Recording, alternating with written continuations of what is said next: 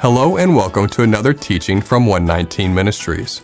Our ministry believes that the whole Bible is true and directly applicable to our lives today. If you would like to know more about what we believe and teach, please visit us at testeverything.net.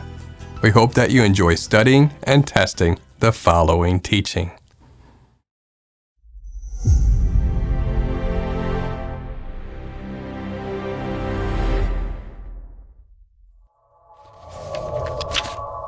Purim is a biblical holiday celebrating the deliverance of the Jewish people within the ancient Medo-Persian Empire. The book of Esther records this event, and that's where we find the institution of Purim. What does this holiday teach us? Should believers in Yeshua celebrate Purim? What are some of the common traditions associated with Purim? This teaching will answer these questions and more. First, we should mention that Purim is technically not a moed, that is, one of Yahweh's appointed times. The Moadiem are found in the Torah. For instance, Leviticus 23 provides a list of Yahweh's appointed times. Purim was instituted a long time after the Torah was given through Moses. Similar to Hanukkah, Purim is not a commanded holiday. For this and other reasons, some choose not to observe Purim while others find nothing wrong with celebrating it. We will discuss those different perspectives later in the teaching. The name Purim literally means lots, as in by chance. In short, Purim remembers and celebrates the saving of the Jewish people from Haman, who was planning to kill all the Jews. This event is recorded in the book of Esther, Esther chapter 9. For Haman, the Agagite, the son of Hammedatha, the enemy of all the Jews, had plotted against the Jews to destroy them and had cast pur, that is, cast lots, to crush and destroy them. But when it came before the king, he gave orders in writing that his evil plan that he had devised against the Jews should return on his own head, and that he and his sons should be hanged on the gallows. Therefore, they called these days Purim, after the term pur. Before we get into Purim itself, let's talk about some of the history and events that led to the holiday even being created. The history of Purim. In 2 Kings 25, 1-17, we see that Babylon conquered the southern kingdom of Israel, that is, the house of Judah. God used Babylon as the rod of his wrath to punish the Jews for their apostasy. After conquering Jerusalem, King Nebuchadnezzar exiled the Jews to the banks of the Euphrates River. Near the end of the exile, the Medo-Persia Empire, led by King Cyrus and King Darius I, attacked and conquered Babylon. After about a year where Darius was emperor, King Cyrus ascended to the throne. It was during his reign that King Cyrus decreed that the Jews should be free to return to Judah to rebuild Yahweh's temple. Many of the Jews left for Judah, which ended the prophesied 70 years of exile. However, many Jews chose to stay, and those are the ones in the story of Esther. After Cyrus died, Ahasuerus became emperor. Ahasuerus would go on to remove his rebellious wife and marry a young Hebrew woman named Esther, making her the queen over the entire Medo-Persian Empire. If you haven't read the book of Esther, now would be a good time to pause this teaching and read it. It's not long, only about 10 short chapters. We'll review some of the highlights and main points as we go along, but to really get into the details and see the Father working all the way through, you'll want to read it for yourself. Some of the highlights of chapters 1 and 2 are: we see the removal of Vashti as queen. We learn some of Esther's history, like how she is the daughter of Mordecai's uncle, but her parents are dead, and she is raised by her cousin, Mordecai, a Benjamite. Esther is highly favored over all the other women and chosen to be crowned queen over the Medo-Persian Empire. Mordecai discovers a plot to kill the king, and he tells Esther, who informs the king, thereby thwarting the plot. Chapter 3 is where the story of Esther starts to take off as an evil man is given prominence in the kingdom and sets out to destroy God's people. In chapter 3 we see a man named Haman promoted to be over all the officials who were with him. Mordecai defying the order to bow to Haman at the gate, which angers Haman. In his anger, Haman decides to destroy all Jews throughout the kingdom.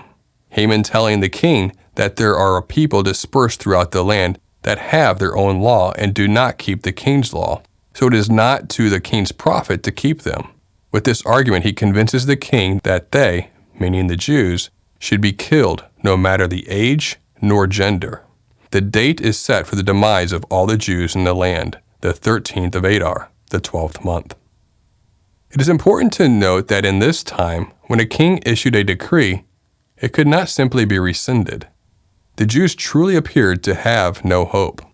But it's in chapter 4 that the faith of both Mordecai and Esther is put on display, and we see how courageous the young queen is. After Mordecai hears of Haman's vow to kill all the Jews from chapter 3, he reports these plans to Esther and commands her to go to the king to beg and plead on behalf of her people. That sounds simple enough, right? She's the queen, she should just go talk to her husband, but things aren't so easy. There is a law in place that states that anyone, and we mean anyone, who comes before the king without being summoned by him is to be put to death. The only saving grace is that the king may extend his golden scepter and allow the person to live. So we see that if Esther does what Mordecai is asking of her, she is facing almost certain death. Esther responds to Mordecai explaining all of this and then comes to a decision. She'll do what's being asked of her, but first she exercises her faith and calls for a 3-day fast by all the Jews Mordecai can gather, her young women, and even herself before she goes before the king. It's in chapters 5 through 9 that the salvation of the Jews is provided for. Esther does find favor when she goes before the king and outsmarts Haman. Not only does Haman's plan fail, but he finds himself executed at the king's command on a set of gallows he had constructed to hang Mordecai on. As a quick side note, in chapter 6, we see how the father actually elevates and honors Mordecai, his faithful servant, before all of the kingdom, and at Haman's expense. In the end of this section, Mordecai is raised to the lofty position once held by Haman and even receives Haman's own home. How great it is to serve our righteous and just Creator. But you also might be wondering about the order to kill all of the Jews. If it could not be stopped by the king, how are the Jews saved? The king allowed Mordecai to send out another order that permitted the Jews to defend themselves and even plundered those who sought to destroy them. When the fateful day arrives, the Jews successfully defend themselves and wipe out their enemies. They were even given a second day to do so, the 14th of Adar. But there's still a little more to the story, but we'll get to that shortly. As you can see, the name of the book implies, Esther is the central instrument used by Yahweh to save his people from Haman.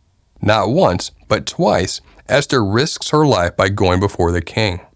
It is through Esther's faith and courage that the Father saves his people. The institution of Purim. Following the Jews' victory, the days of Purim were decreed, Esther chapter 9, 20 through 22. And Mordecai recorded these things and sent letters to all the Jews who were in all the provinces of King Ahasuerus, both near and far, obliging them to keep the 14th day of the month Adar, and also the 15th day of the same, year by year, as the days on which the Jews got relief from their enemies, and as the month that had been turned for them from sorrow into gladness, and from mourning into a holiday, that they should make them days of feasting and gladness, days for sending gifts of food to one another and gifts to the poor. The month of Adar is the Babylonian name for the 12th month on the Hebraic calendar, and the holiday takes place over 2 days, the 14th and 15th of the month. It's worth noting that by Jewish tradition, in years in which a 13th month is added to the calendar, Purim is celebrated during this 13th month instead of the 12th. Criticisms of Purim. On occasion, some challenge the idea of celebrating Purim. The two main challenges are, number 1, it's not a feast appointed by Yahweh, and number 2, Yahweh is not mentioned in Esther. To state that Purim is not a feast of Yahweh is a valid point. The appointed times of Yahweh are called Moadiem, or the appointed times. However, that is where the validity of the criticism stops. Nothing in the Torah states that men cannot celebrate certain events such as a military victory or obtaining freedom over oppression. In fact, it appears our Messiah may have observed Hanukkah, another man-made festival. However, to be fair, it's hard to say for certain whether or not he was celebrating the holiday or if the notation in Scripture was simply to provide a timeline for the events that were to follow. However, since it is not a time appointed by the Father to be remembered, no one should be trying to force anyone to celebrate it, nor condemn them for not. While there are many who do not celebrate this festival, many do celebrate it. Celebrating Purim violates no established commandment in the Torah. We cannot rebuke nor correct others one way or the other in regard to keeping it. Keeping Purim does not make a person more or less set apart. What makes us set apart is the keeping of the set apart commandments. Nothing more and nothing less. Purim is simply a celebration based on an amazing biblical and historical event. The other criticism is the book of Esther itself. Maybe you noticed or maybe you didn't, but Yahweh is not mentioned anywhere in the book of Esther.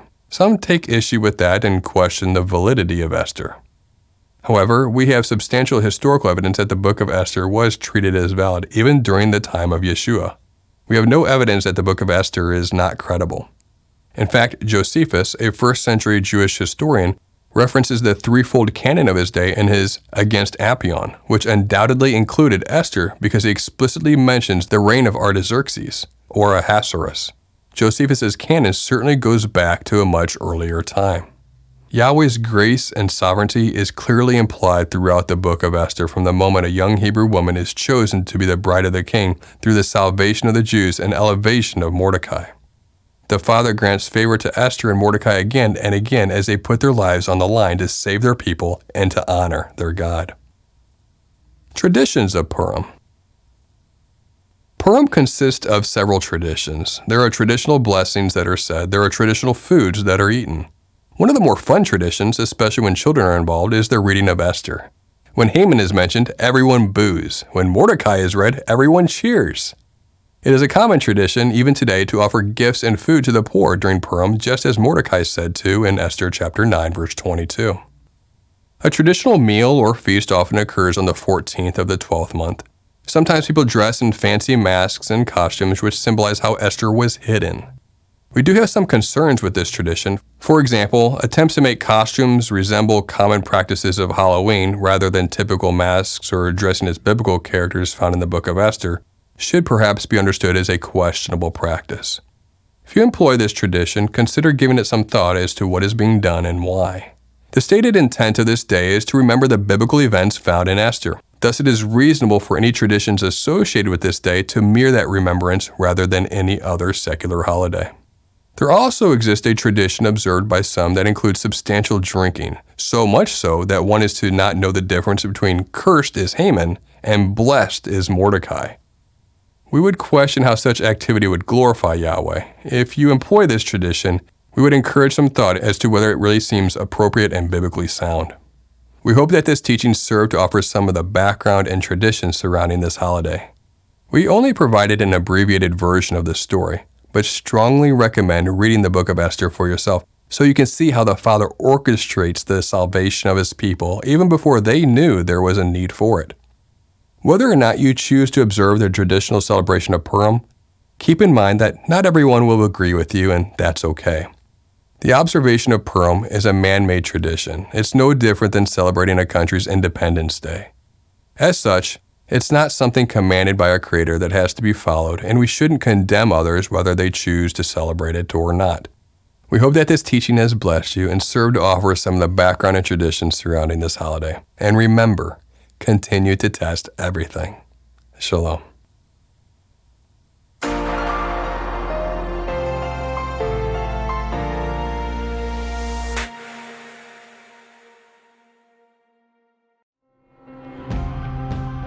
It is because of you, our generous supporters, who make it possible to offer these high-quality teachings completely free of charge. If you feel led to support 119 Ministries so that we can continue this effort, please visit testeverything.net and click on the Support 119 tab. Learn how you can partner with us to take the whole Word of God to the nations.